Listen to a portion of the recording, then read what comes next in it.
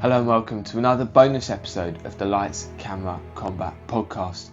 In this episode we'll be taking a look back at some of the most heartbreaking stories from our guests across the first series as they talk about their experiences dealing with loss, from losing friends from the royal family to losing parents and losing children. These are some of the most hard-hitting stories we've had on the podcast so far.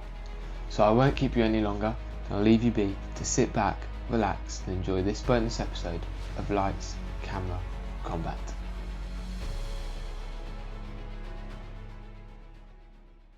So there then comes sort of a crossover where you go from this long-standing military career and you end up branching into television, and a crossover that I believe came about through your connections and relationship, if you like, with Princess of Wales, Diana. Mm-hmm. What was she like? She was an absolutely wonderful person. She was. I'm not sure that came out right how I said that. She was an absolutely wonderful person, no doubt about it. Yeah, she was. She was caught up in the protocols and the way that the royal family had to operate. And the firm, whatever we call it, the firm of the royal family, they have certain things they have to do, things they have to turn up to. There are protocols, standard operating procedures, we would call it in the military. I think some of that frustrated her from time to time, as it would probably other members of the royal family. When you attended your fourth visit in a week and there's lots of handshaking and lots of this. What was your relationship like that? Well, I knew her well enough. She originally was the Colonel-in-Chief of the Royal Hampshire Regiment, so we amalgamated. There were lots of Royal Hampshire officers who knew her better than I did and had met her before. My relationship happened when there were two things. One, I was asked to help with this kind of adventurous activity that the young princes were doing at that particular time. That was one of the first times I met her, and then we did a big expedition which raised money for Centrepoint, where Centrepoint is still there in London, where young people who are homeless can find a bed for the night. So basically it's a hostel. And during that period of time I got to know her very well. We did various presentations and she came to visit us and visited our training. And it was a hard time. It was a hard time for her because her and the king were going through their divorce, really, or the separation. So I think she at times felt extremely isolated.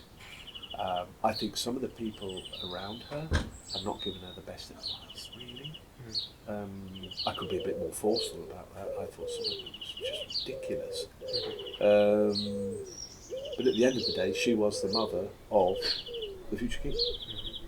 And that set in tablets of stone. Yeah.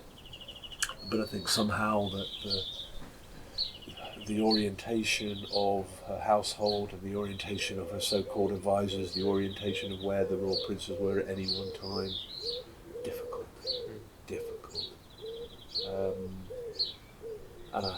Very sad story. A very sad story. And of course, when she became our regimental colonel, our Colonel-in-Chief, one of them of the Princess of Wales's Royal Regiment, where I served, of course. That was a fantastic honour for us, and everybody loved it. Loved having her as the boss. She'd come round, put her camouflage kit on, and stick cab cream on, and come and play with the troops, and everybody loved her.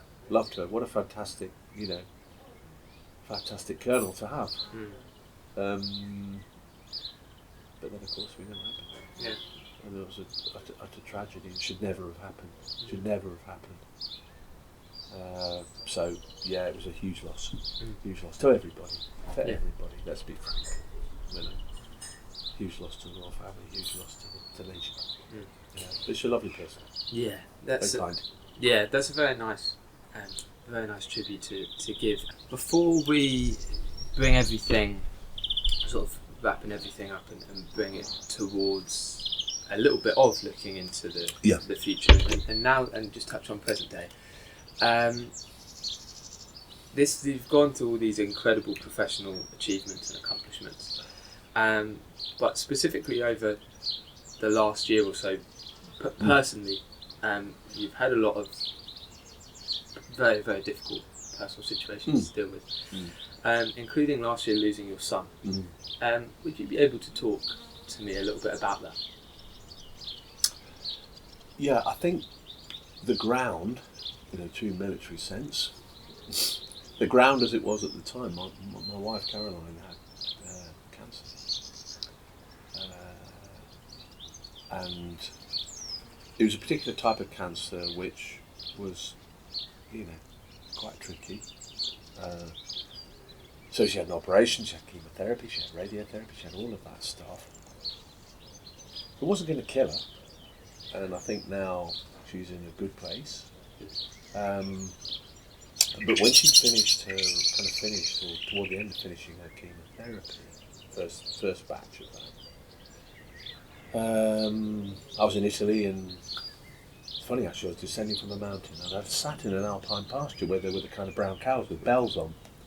I sat on a rock and I said to the people, go down, I'll be down in a minute. And I just wanted to sit there. And for some reason the earth turned. I felt it. I felt the earth turn. It kind of was like some kind of seismic shift. And weird sensation. And I'd had a message on top of the mountain from Harry's girlfriend saying, can't get hold of Harry, don't know where he is. But he was good at disappearing, so that was no surprise. But when I sat down on that rock, I knew he was dead. I thought, I'm going to get a phone call when I get down the mountain, and Harry's not going to be with us anymore. And I was dead right. We got down to the hacienda we were staying in, which was belonged to a friend of mine, Giovanni. And my friend David came to me and said, Ken, you need to sit down. I said, Caroline's on the phone. Handed me the phone, and she told me, she said, I'm so sorry when he's gone. He's gone. The circumstances around his death were just so complicated, multifaceted. Fundamentally, he had struggled with his manhood. What was he going to do? Who was he going to be? There were so many expectations around him. Not helped by the fact that his dad had those three letters after his name, MBE, and all that kind of thing. And he probably thought, God, how am I ever going to aspire to match my dad's achievements? That would have been probably in the back of his mind. He had he had some shoes to fill, but I'd always reassured him and said, you don't need to fill my shoes, mate. Do your own thing. I'm proud of you, whatever you do. And him and his sister, Katie, I gave them, from my perspective, unconditional love. Unfortunately, Harry's mum and I split up. That's another long story, but obviously in a sense that probably didn't help.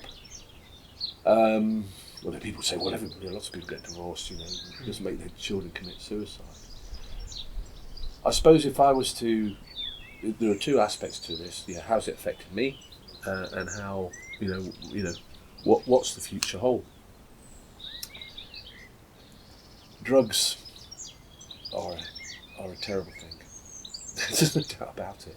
Harry took drugs, and Harry dabbled in drugs in ways which were quite unsavoury, and an ex-drug addict friend of mine the other day said cocaine is the worst, Ken. It's just the worst. Oh my gosh. A recreational, lying around sometimes like sherbet. It's just terrible stuff. And it has a whole social kind of trail behind it. And there's that, and then there's gambling. And my father gambled. Too much.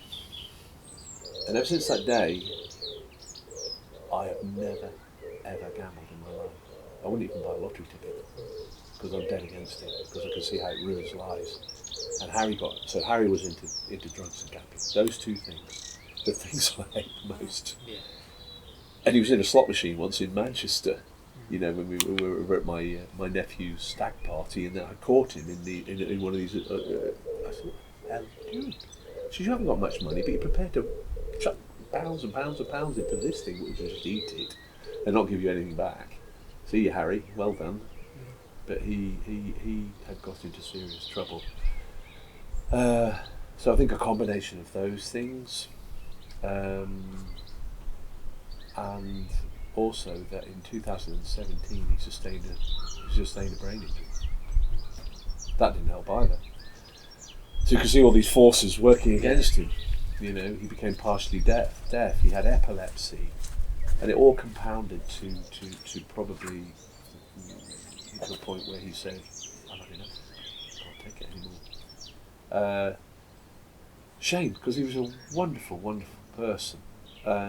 So kind, you know, give the shirt off his back to people. Probably an overactive sense of social justice, but he was a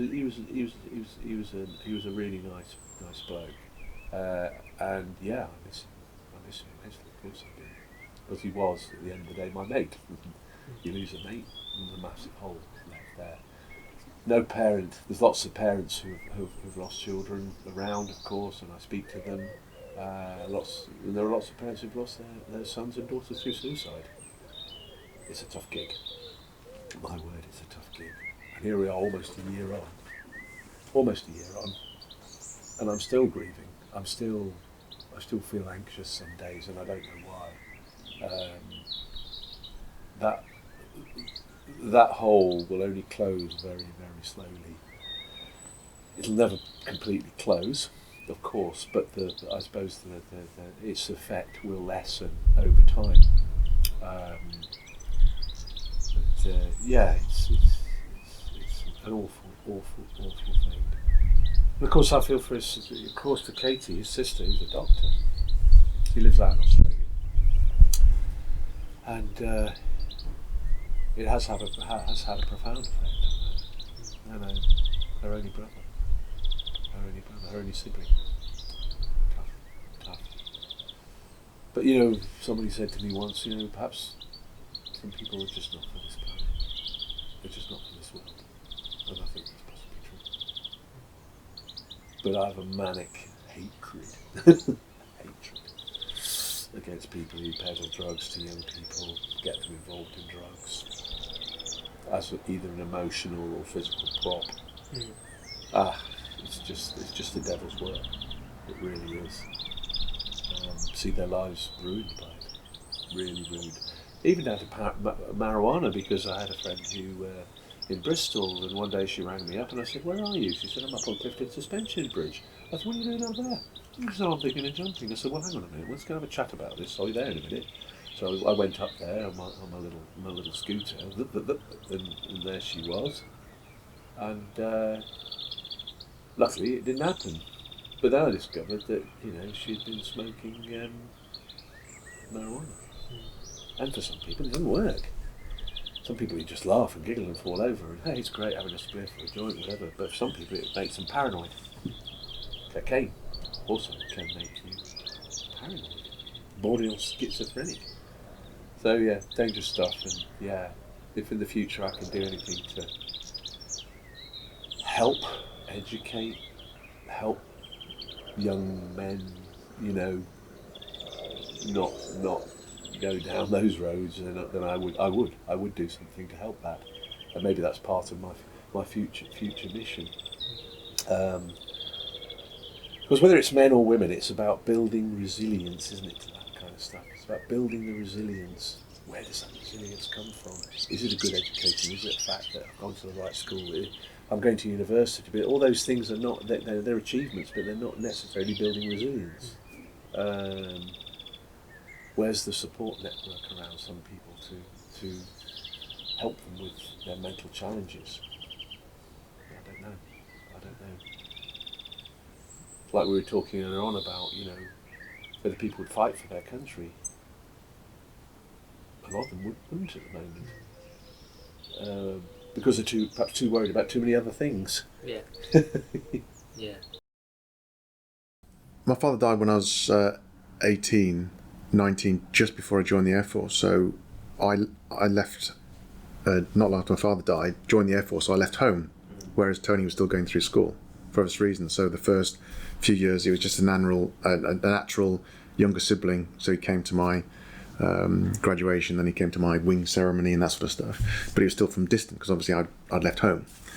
And it wasn't really till about 87 that he went to Leicester University, that he then came and played rugby for Tigers, and from then that was when we probably got to know each other.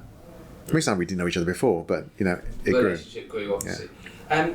Just touching on that, what was your relationship like with your dad then? Obviously you were away for school and stuff, but was that still a close relationship? I reflect on that a lot. It wasn't. I wouldn't have said it was close, because if I reflect on the 18 years.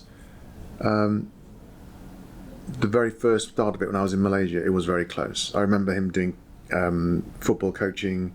He was there all the time. We used to go butterfly catching on the weekends up into the jungles in the hills, and we'd go and do a picnic and that sort of stuff. Used to go to the coast as a family. Used to get the company station wagon, lay down on a mattress in the back, and then there's 4 kids. We just lie around the back, on our trips. Wouldn't be allowed nowadays, obviously, but driving off to the coast, 2-hour drive to go and have a week's holiday over there. So I remember that. But then when we flew back to then boarding school, obviously started about 7 or 8, and then we were obviously at a distance, so it would be school time was away from the parents, and then just had holiday time. And then when we flew back, we actually had about a year or two while he was still working out there before he came back. So by that time, obviously it wasn't as much. In the last few years before he passed away, he was in the UK running a small little business. So I got to know him better there, but I was still at school. And so, I look back and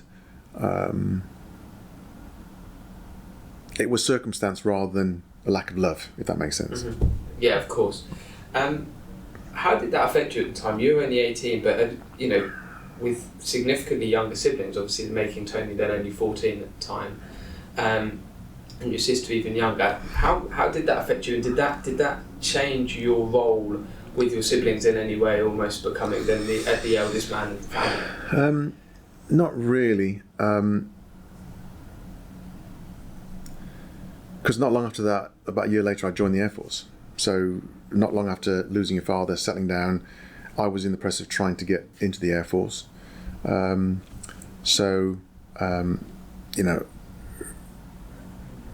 mum had a lot of help from the Masonic Lodge that my dad was a member of.